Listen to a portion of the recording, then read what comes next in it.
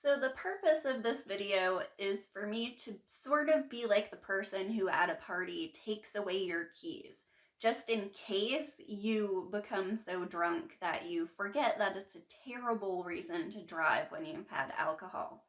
So likewise, when we're really suffering, it's a terrible time to believe any of our thoughts. So referring to my Eye of Suffering video would be a really good idea if you haven't seen it, because it kind of shows how when we hyper identify and we think ourselves to be something, and then that thing that we think ourselves to be spirals out into suffering, how that can perpetuate all kinds of different suffering. So this is while you're in an aware, like, learning state, if you can start to see through some of these thoughts that tend to crop up when we're really suffering, then this understanding can kind of trickle in and you can realize not to believe these thoughts, that there is a deep truth behind them. There is something that wants to be seen. And sometimes when we're suffering, it's true that we no longer have access to the ways that we try to escape so much. So it can be a huge potential, that suffering and the questions we ask. But the problem is that you cannot get to the clarity, you cannot get to the light from that sort of like space, that feeling of suffering. That feeling itself is that sort of vagueness. And so it's like the clarity when you're feeling good that you can reach for the thoughts that feel good. And this is sort of the essence of the law of attraction, that like is drawn to like. So as you're like feeling in a certain mood, you start to recall thoughts and memories and think of things that match that mood. So this video is hopefully supposed to be like a key for you to help bring in some understanding, to help you disconnect and not believe these thoughts when you start to feel yourself suffering. So one of them is nothing makes me happy.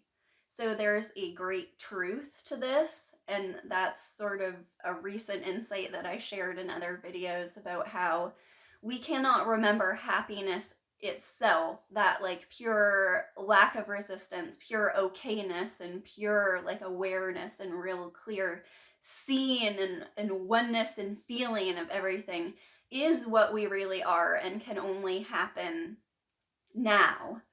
And so what we do is we remember the past and we remember that feeling, and all we can do is remember objects from the past. That's all thought can do, is project itself out into objects. So we believe that those objects, events, and circumstances are what cause that happiness to become brought about. And so when we start to believe nothing can make me happy anymore, it's almost like we're starting to grasp this truth, but we're feeling this truth in such an opposite way, because if things cannot make you happy and your happiness yourself, you already have it. That's more wonderful than words can ever express. So I experienced something really strange. I must have been like 20 or 19. And I took a big risk out of high school going into art and learning it. I had like very few skills. I started when I was 15. So I'd been working on them, but going to do that full time and kind of not going the college route, when a lot of my friends were doing that, and it was like really pushed on us by teachers, and I disappointed like some of my favorite teachers by doing this. So at the time I felt like I was taking this big risk, and there was like a time a couple years later that I realized it was really working. Like, it had really worked. I was doing something that I absolutely loved doing, and it was going to bring in money, and the whole thing had worked. And it was like this time of year that was just beautiful and amazing, and I just had this great successful show.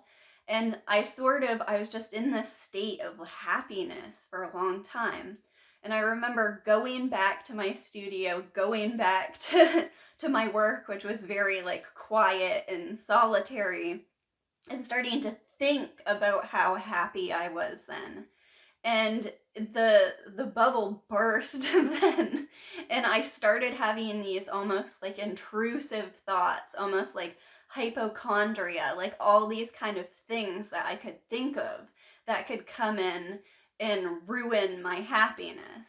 And what I had done is I had started to think of me as the one who is happy, and these objects as the reason for me being happy. And then as I started to think of me and objects, I immediately like went to the worst ways in which I could ruin this for myself. And I remember like that it was like an opportunity for that to like crop up, and it later became something that I had to deal with. So that was the beginning. Like as soon as I had fulfilled this like huge mission that I was on, that was the beginning of some like hypochondria, fear of death, and anxiety, which I've experienced in a bunch of different ways. And so, of course, like the fear of death is a thought of me. And when we observe this in our actual experience, we understand that everything, our experience of me, is always an object. We always turn towards an object and self-inquiry, a sensation, and you can't you can't ever find it, but you have to like do this for yourself. But we start to have like various anxieties about how we could, about the body and stuff. And so I've misused thought in just about every way I possibly could. But I remember having some strange like law of attraction moments where I started reading these news stories about like flesh-eating bacteria and these horrible things that could happen to people. And I remember becoming so concerned about infection that when I finally decided to get my ears pierced, I put alcohol on my ears so many times that they couldn't heal. And I looked online and nothing said that you shouldn't do this. I thought I was just being hyper careful. But it turned out that I was in my like over attention to not wanting it to get infected, I didn't allow it to heal because I kept thinking about it and kept putting on the solution that was irritating it. So I got this really big earlobe infection and ended up having to go to the ER for it. And so this sort of like, I didn't get the message. This sort of continued on. And I kept manifesting these sort of like minor health problems that when I went to the doctor, they were like, yeah, you should really get that checked out. And of course, everybody is afraid of being sued and everything. And then I started to realize that I needed to like find some other area in my life that I needed to like move forward, to find a focus. And so that's when I started like really made the connection that I needed to get my social life under control. And I started putting this effort into this friendship that turned out to be this incredible thing for me. But when we don't have a focus forward, sometimes we start to create these other focuses that are like back on us and from a fearful place and really cause a lot of like destructive thoughts. So another horrible thought that a lot of us think sometimes is, I'm a fraud, I am inauthentic, I'm fake, and I'm a joke. So yes, you are. What you are is a thought. It's never the actuality of what you are. However, this is a hilarious misunderstanding if you really see it through the eyes of Source. And it's also your creation. So it's like looking at a painting and it's this absolutely gorgeous rendering of a landscape, and the colors are vivid and bright, and of course it's not real, but does that make it fake? Like, artifice and art kind of come from the same word. So you are a creation, but sometimes when we're feeling this like way in which we're lacking, when we're thinking about ourselves and we think we're a fraud, you cannot learn a new skill. You cannot like make YouTube videos, for instance, or start to tell somebody something or help somebody with something unless you can like drop those ideas of yourself as a fraud. Um, so the next one is no one loves me. So this is a really interesting one because again, it's kind of funny. So, of course, again, you're mistaking yourself for a thought, and you're mistaking love for a thought. So, if you think that somebody else can hold you in their attention and think the right thoughts about you, that you'll feel loved. However, the thoughts that you want them to think about you are thoughts that you want to think about yourself, but use them as like the object of affection to hold you so you can have an excuse to feel loved in that moment. And so, of course, it all goes back to like a thought, mistaking yourself for a thought, every single like instance of suffering here. But the really funny thing about feeling as if you're not loved is that you're wanting somebody to think of you and you're wanting somebody to like show or express that thought, but in that moment you are not thinking of any particular person and appreciating them.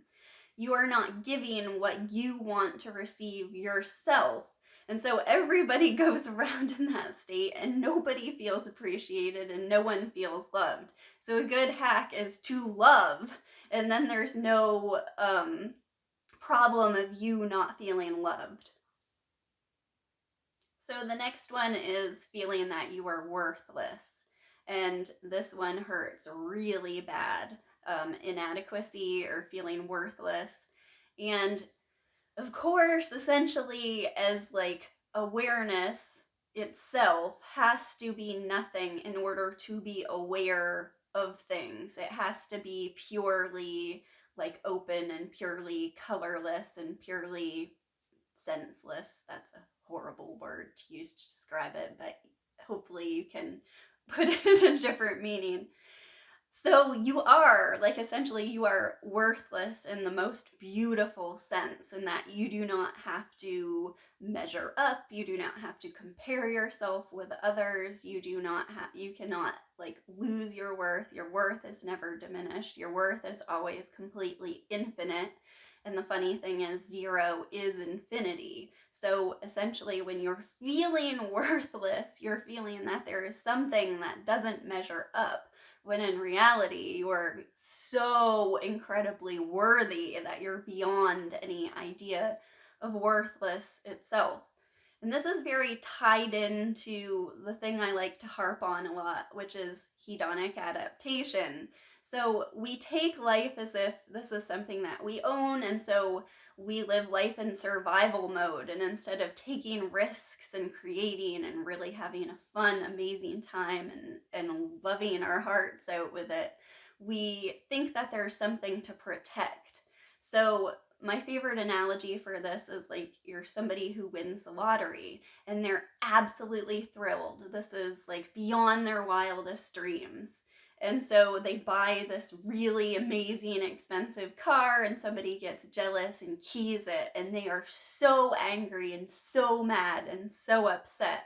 Well, what happened? Like, if they compare themselves to where they were before, they're still in this amazing situation, but they've chosen this perspective that's very narrow-minded, like within that space. And of course, we experience life that way, but when you lose sight of the creativity and the greater picture that's beyond an image itself, you can start to feel this way. So the next one is really interesting, and it's fear of disability and disfigurement. So a lot of us are afraid of like losing mobility or losing like wholeness, whether that's looks or losing a limb or something like that, to the point where if you look at another person who has like a disease or has been in a bad accident, it's almost like you cannot interact with them with love anymore because this huge fear comes up. And then we sort of project that if that happened to us, other people would project that fear on us.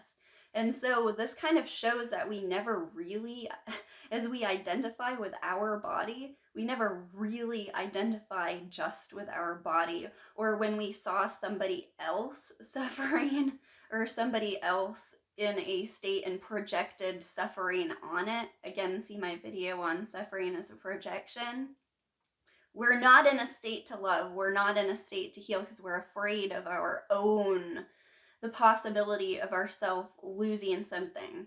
And as pure awareness, you actually never move. So when we're afraid of like losing our ability to get around and stuff like that, it's kind of like sources like, you're not moving anyway. This whole thing is an illusion, because as an awareness, there's no location, so there's no movement. And that one goes really deep. So, but it's kind of an amazing thing when you put two and two together. You put that fear with that, and you realize why that fear feels so bad. And of course, with the disfigurement and everything, you are always completely, entirely whole. And so it's interesting when we see these things come up, when we see someone else suffer and we also suffer too. It actually shows our complete interconnectedness, and yet at the same time we're identifying with the body. And it's this complete sort of lack of clarity there. It's kind of interesting, but not when you're actually feeling it. It's not interesting at all when you're feeling it in a way that feels bad. So the last one is probably the most dramatic of all, and that's the I can't live with myself anymore. And this is getting into like the suicidal thoughts territory. And so this is when we deeply sense that the idea of ourself is false. And so if we do not see that it's the idea of ourself, we've determined in this moment that the idea of ourself is the very cause of all our suffering, is the center of it all. But we don't understand that idea is a complete illusion and completely false, and that enlightenment and the way to feeling better is to see through that idea. Then sometimes we misconstrue that into thinking that if we fall off the face of the earth or if we kill ourselves, that we'll be rid of it. And of course, this is absolutely not how Source sees things, which is why it feels so terrible. But it's so interesting to me that this deep suffering sort of like gets to the heart of it, and at the same time the solution is so far away. And so that's why I'm so passionate about teaching these things. And if you find yourself suffering a lot, find someone to talk to. I know that a lot of psychologists, psychiatrists don't always have this understanding, but still finding someone who you can talk to and expressing your thoughts, writing them down, just focusing on them, realizing that the worse we feel, the more it's like taking the keys away. You can't believe your thoughts. And so it can be incredibly helpful to like think of what the very heart, the desire at the heart of these is, so that when you're feeling that way, you can start to see through them. And if anybody wants to reach out to me and ask questions, I'm going to leave my email address in the comments. And I really appreciate if you want to support me on Patreon. I'll leave the link below too. Thanks, guys.